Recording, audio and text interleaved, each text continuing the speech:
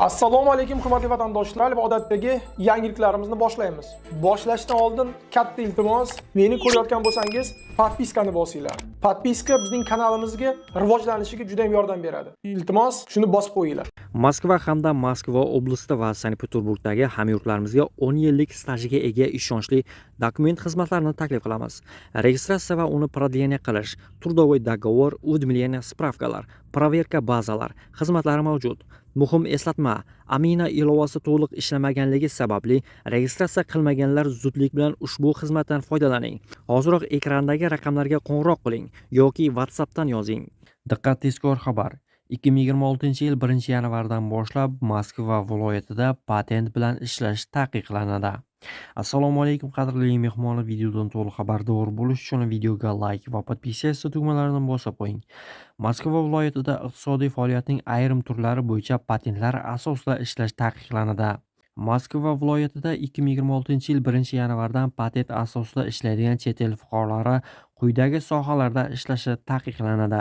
Spirtli ichimliklar va sigaretlarni sotish, bunga ixtisoslashgan do'konlarda, oziq-ovqat mahsulotlari, avtomobil rassalari, ko'chma qahvaxonalar, muzqaymoq kiosklari, ta'lim, bolalar bog'chalari, maktablar, universitetlar, har qanday ta'lim muassasalari, tibbiy va ijtimoiy xizmatlar, kasalxonalar, klinikalar, sanatoriylar, madaniyat, sport va ko'ngilochar tadbirlar, teatrlar, muzeylar, kino, fitnes klublar, konsert maydonchalari. Ma'lumot uchun 2025-yilda ham bu sohalarda ishlash taqiqlangan edi. Omsk viloyatida sud 36 yoshli O'zbekiston fuqarosiga chiqarilgan hukmni o'z kuchida qoldirdi. U Rossiya Jinoyat kodeksining 111-moddasi qasddan og'ir tan jarohati yetkazish bo'yicha aybdor deb topdi. U 4 yillik qamoq jazosiga hukm qilindi va jabrlanuvchiga 500 ming rubl miqdorida kompensatsiya to'lashi ham shart. Hujum 2023-yil yozda sodir bo'lgan. Tergov ma'lumotlariga ko'ra, yo'lovchi taksi chaqirib yordam so'rash uchun boshqa birovning bog' uchastkasiga kirgan. Uchastkada bo'lgan migrant uni o'g'ri deb gumon qilib, kaltaklay boshlagan. Jabrlanuvchi qochishga uringanida unga it qo'yib yuborilgan. Prokuratura ma'lumotlariga ko'ra, it uni kamida 20 marta tishlagan. Shifokorlar jabrlanuvchining bosh suyagi singanini ham qayd etgan. Apellyatsiya sudi hukmni o'z kuchida qoldirdi va unga yengillashtirishdan bosh tortdi. Moskva, Sankt-Peterburg, Sochi, Qozon, Novosibirsk, Krasnoyarsk, Yekaterinburg va boshqa shaharlar aeroportlarda migratsiya nazorati punktlari ish boshladi. Hozircha 12 ta ochilgan, keyinchalik temir yo'l vokzallari va avtomobil o'tish punktlarida yaqinda ham ochiladi. Ularning asosiy maqsadi migratsiya qonunchiligini buzgan xorijliklarni aeroportning o'zida aniqlash, ya'ni aeroportda samolyotga minish uchun ro'yxatga o'tayotgan paytda ham hujjatlarni tekshirishlari mumkin. Toshkent-Qozon poyezd qatnovi qayta tiklanadi.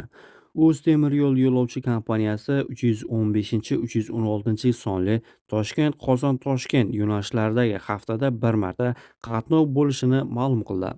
Birinchi reys 21 dekabr kuni Toshkent markaziy vokzaldan Qozonga jo'nab ketadi.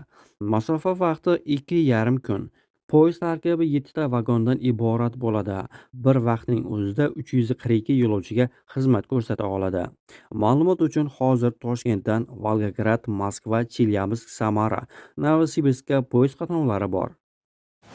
Joriy yilning dastlabki 9 oy davomida Rossiyaga kirgan chet elliklar soni 1 millionga kamaydi. Hozir Rossiyaga eng ko'p Qozog'iston, shuningdek O'zbekiston, Tojikiston va Qirg'iziston fuqarolari bormoqda. Bu haqda Moskva Federal xavfsizlik xizmatining chegara xizmatlari ma'lumotlariga tayanib, Moskva FM xabar berdi. Mutaxassislar bunday kamayishni qonunchilikni kuchaygani bilan bog'layapti. Huquqshunoslarning aytishicha, mamlakatda noqonuniy bo'lib turgan chet elliklar to'g'risidagi ma'lumotlar kiritiladigan ommaviy ochiq reyestr yo'lga qo'yilgan. Bu ularga 30 ming rubldan yuqori bo'lgan bank amaliyotlariga, shuningdek nikoh tuzish kabi turli xizmatlardan foydalanishni cheklaydi. Bundan tashqari, chet elliklarni mamlakatdan chiqarish jarayoni tezlashtirilgan va noqonuniy migratsiyani tashkil qilganlik uchun javobgarlik kuchaytirilgan.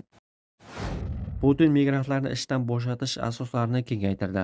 Rossiya prezidenti Vladimir Putin xorijiy ishchilar bilan mehnat shartnomasini bekor qilish asoslarini kengaytiruvchi qonunni imzoladi. Hujjat Rossiyaning rasmiy huquqiy axborot portalida e'lon qilindi. Endi ish beruvchilar mintaqaviy ish o'rinlari limitini oshirgan migrantlar bilan mehnat shartnomasini bekor qilish huquqiga ega bo'ladi. Ushbu hujjat bilan Rossiya Mehnat kodeksining 327-6 moddasiga o'zgartirishlar kiritilgan. Qonun 2026-yil 1-martdan kuchga kiradi. Tashabbus yangi odamlar fraksiyasiga mansub deputatlar tomonidan Davlat dumasiga kiritilgan. Ularning fikricha, bu ishdan bo'shatilgan xodimlar tomonidan sudga berish xavfini kamaytirishga yordam beradi.